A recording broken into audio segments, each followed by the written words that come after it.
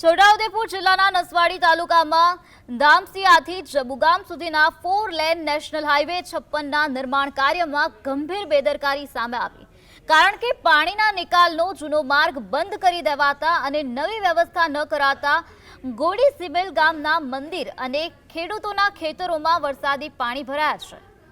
સ્થાનિક ગ્રામજનો અને ભક્તો દ્વારા વારંવાર રજૂઆતો કરવામાં આવે છે, તેમ છતાં કોન્ટ્રાક્ટર કે સંબંધિત અધિકારીઓ દ્વારા કોઈ નિરાકરણ લાવવામાં ન આવતા લોકોમાં રોષ જોવા મળ્યો।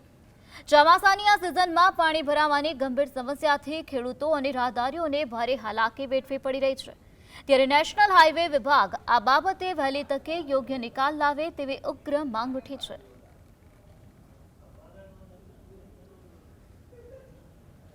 જિલ્લાના નસવાડી તાલુકાના ધામસિયાથી લગાવીને બોડેલી જબુગામ સુધી હાઈવે બની રહ્યો છે। હાઈવે બનવામાં જમીનો ખેડૂતો આપી, પણ હવે ખેડૂતો હેરાન પરેશાન છે। આપ તસવીરોમાં જોઈ રહ્યા છો, પાણી નિકાલ માટેની આ જગ્યા હતી, તે જગ્યા પૂરી દેવામાં આવી છે, જેના કારણે ખેડૂતો હેરાન પરેશાન થઈ ગયા છે। બીજી તરફ આ જે ખેડૂતો છે તેઓ જણાવી રહ્યા છે કે અધિકારીઓને વારંવાર રજૂઆત કરવા છતાંય અધિકારીઓ અમારી રજૂઆત સાંભળતા નથી।